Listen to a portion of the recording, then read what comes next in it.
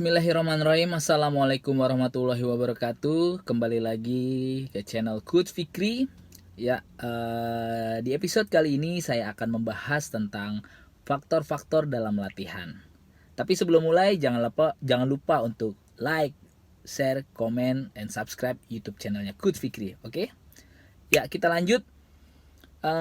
Faktor-faktor latihan apa aja sih? Oke, menurut beberapa pendapat ahli itu dalam faktor-faktor latihan ini ada beberapa tahapan, ada beberapa poin ya.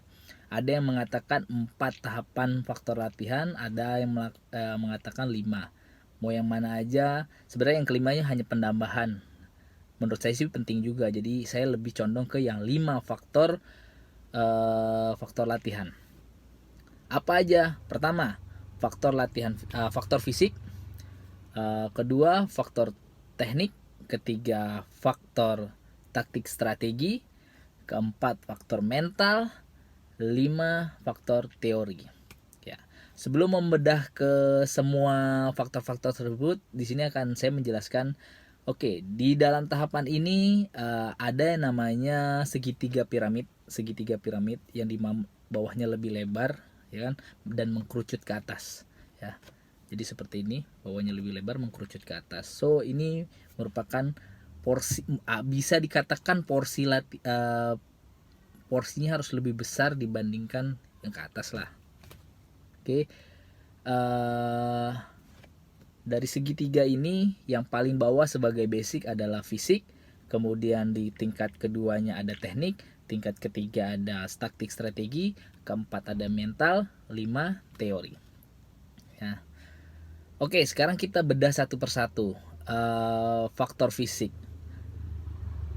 Kenapa faktor fisik ini merupakan fondasi di awal latihan, ya? Karena fisik ini untuk menopang keseluruhan, ya, dari teknik, taktik, strategi, mental, dan kemampuan yang lainnya, ya. Kenapa begitu? Oke, dulu senior saya pernah mengatakan, ya, ada 2 teori. Kita tidak berbicara benar atau salah, mana yang menurut kalian lebih bagus, ya, boleh dipakai. Ini kita ingat ya, tidak berbicara benar atau salah. Mungkin dua-duanya bisa bagus, tapi kalau saya punya pilihan salah satu. Yang pertama, senior saya mengatakan lebih bagus mana pengulangan teknik yang banyak untuk mendapatkan fisik yang bagus, atau latihan fisik yang bagus untuk mendapatkan pengulangan teknik yang banyak. Seperti kira-kira apa ya menurut teman-teman? Ya, kalau saya secara pribadi, saya lebih milih teori yang kedua. Latihan fisik yang bagus untuk melakukan pengulangan teknik yang banyak. Ya. Memangnya yang pertama salah, coach. Ingat, nggak berbicara benar atau salah. Mungkin yang di awal itu juga bisa, ya. Cuma ini pilihan aja. Kalau menurut saya untuk pengulangan teknik yang banyak untuk mendapatkan fisik yang bagus. Oke, kita bedah sedikit. Pelatih ingin fisik yang melatih fisik atletnya dengan melakukan latihan teknik yang banyak, pengulangan banyak, biar tekniknya bagus nih. Tapi menurut saya ada kelemahannya, yaitu kenapa? Karena fisik di awalnya belum bagus, dia latihan supaya bagus dan latihan teknik, akan terjadi habit yang kurang bagus nantinya. Kenapa?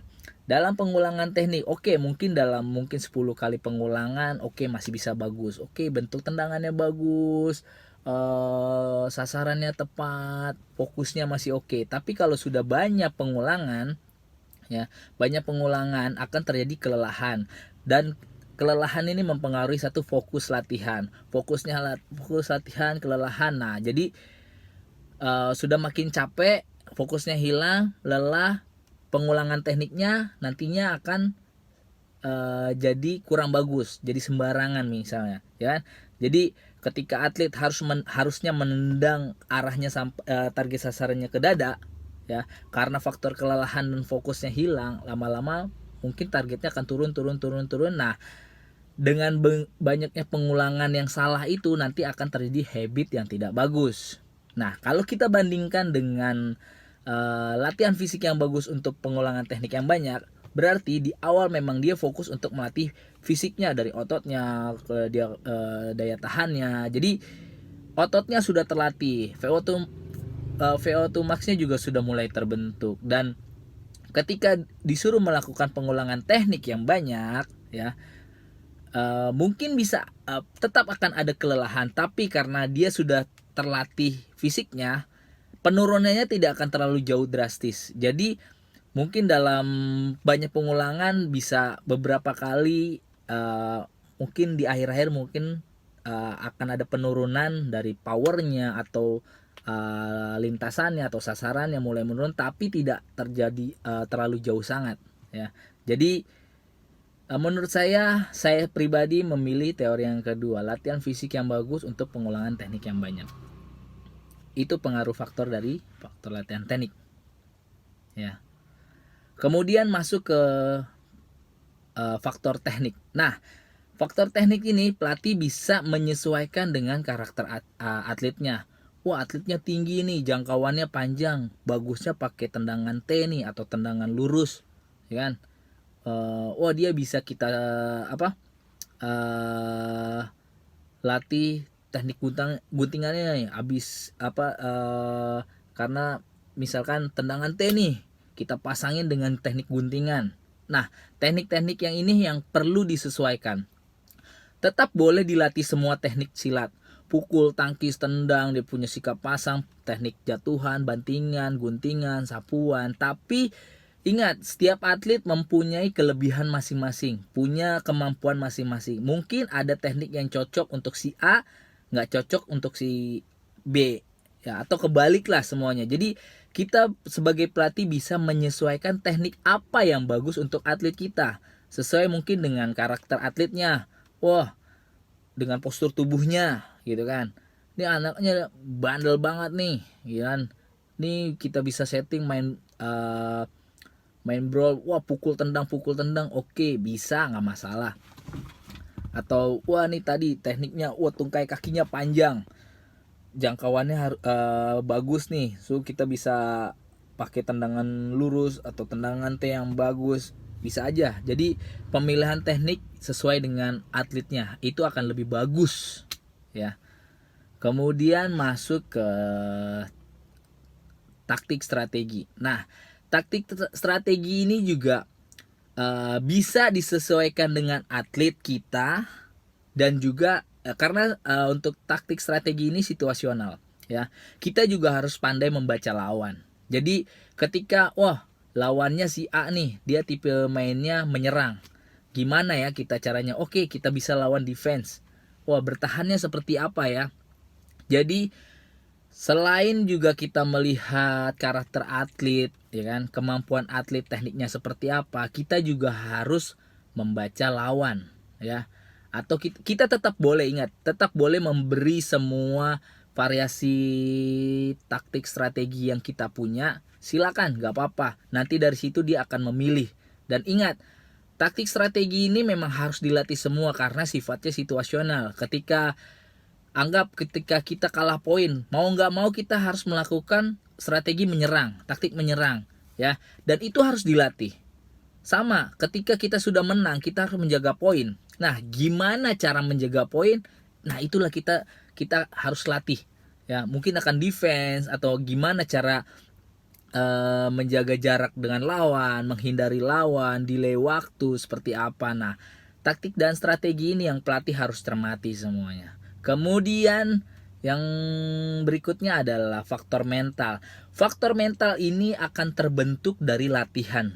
Lebih akan terbentuk dari latihan kita. Dari tadi semua faktor sudah mendukung di bawahnya. Fisiknya bagus, tekniknya oke, dia punya taktik strateginya juga oke. Itu akan menjadi satu kepercayaan diri atlet untuk bertanding. Modal dia dalam bertanding. Wah, gue udah latihan, gue udah bagus, fisik gue kuat, teknik gue bisa apa aja, gue bisa ikutin taktik strategi yang coach mau. Nah, itu akan menjadi modal awal dia untuk kepercayaan diri dia dan menyiapkan mentalnya dia gitu loh. Kita pun sebagai pelatih juga bisa memprediksi gitu untuk ini atlet ini mentalnya ayam sayur atau mental petarung nih ya. Ibaratnya gini, dulu juga ada analogi yang memberikan analogi seperti ini. Ketika mobil Avanza ya diadu sama mobil Ferrari, kalau disuruh balapan mana yang akan menang ya? Jelas Ferrari akan lebih unggul. Kenapa? cc-nya lebih besar, bodinya lebih aerodinamis gitu ya kan. Secara kecepatan udah pasti menang lah kalau untuk balapan. Ada yang bilang, coach kan tergantung drivernya juga, tergantung yang bawa juga. Iya, anggaplah dua-duanya sama kualitas, ibaratnya secara kemampuan pelatih yang di belakang yang melatihnya sama ibaratnya, atau secara kemampuan sama lah dalam mengendarainya. Tetap aja pasti Ferrari akan lebih menang. Dulu teman saya juga pernah ada yang ibaratnya tuh, ya gue Avanza tapi kualitas Ferrari. Tetap aja, kalau menurut saya tetap aja mobil Avanza kualitas Ferrari ibarat sama, tapi dia tahu sendiri Avanza mobilnya bodinya nggak aerodinamis. Walaupun misalkan nih Avanza pakai mesin yang sama dengan Ferrari gitu kan, kecepatannya sama, tapi dari bodinya aerodinamisnya tuh berbeda. Tetap aja secara di atas kertas mobil Ferrari ini akan lebih unggul ya kan? Nah itu yang bisa menjadi faktor kita untuk memprediksi atlet kita nih akan bagus atau enggak. Nah balik lagi ke mental. Nah mental di sini ingat, sebagai atlet dulu ada yang bilang latihanlah seperti bertanding, bertandinglah seperti latihan. Nah itu salah satu cara untuk membentuk mental juga sih sebenarnya. Jadi dalam latihan pelatih sudah membiasakan, kalian sudah membiasakan latihan seperti bertanding ya kan, melakukannya all out apa semuanya. Fisiknya bagus, tekniknya oke, taktik strateginya oke. Nah itu akan menjadi membentuk karakter mental atlet yang akan bagus lah. Lanjut ke teori. Nah teori ini apa sih, kok teori, hubungannya apa? Oke, teori ini yang saya pahami adalah pemahaman atlet ya kan?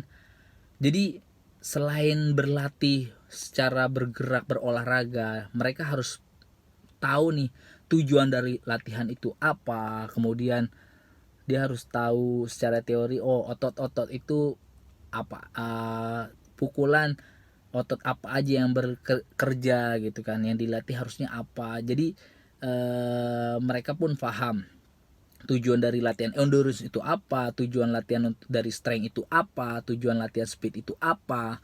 Jadi mereka pun paham. Kemudian juga yang paling penting, mereka juga ini sangat harus semua atlet ya, menurut saya harus paham tentang gizi ya, karena gizi ini salah satu faktor pendukung atlet untuk performance-nya ya. Jadi sebagai atlet yang bagus, sebagai atlet yang baik juga, selain latihan yang bagus, mereka harus dapat suplai makanan yang bagus. Nah di sini butuh faktor teori, yaitu mereka membaca, mempelajari gizi, protein itu di makanan apa aja sih, cara ngatur pola makan gimana sih, untuk diet seperti apa sih. Nah itu dibutuhkan pengetahuan teori untuk melakukan hal itu. Jadi kita tahu teorinya dan kita bisa mempraktekannya. Mungkin itu aja sih dari saya tentang faktor-faktor latihan. Mungkin kalau ada yang kurang jelas dalam pemaparan saya, dalam ocehan saya nih tentang faktor-faktor latihan, ya mohon maaf atas kekurangannya. Kalau ada kesalahan pun silakan kritik di kolom komen aja, kasih masukan juga, tolong benarkan juga, mungkin dari pelatih-pelatih yang lebih expert ya. Ini yang saya pernah pelajari dalam perkuliahan ya di Fakultas Olahraga UNJ. Jadi itulah faktor-faktor latihan ya. Ingat, kalau ada apa-apa pengen komen atau request mau bahas apa, tulis aja di kolom komen. Ya itu aja sih. Ya, terima kasih atas kesempatannya. Kurang lebihnya mohon maaf. Jangan lupa untuk like, comment, share, and subscribe YouTube channelnya Coach Fikri. Terima kasih. Assalamualaikum warahmatullahi wabarakatuh. Sampai jumpa di video selanjutnya. Ciao.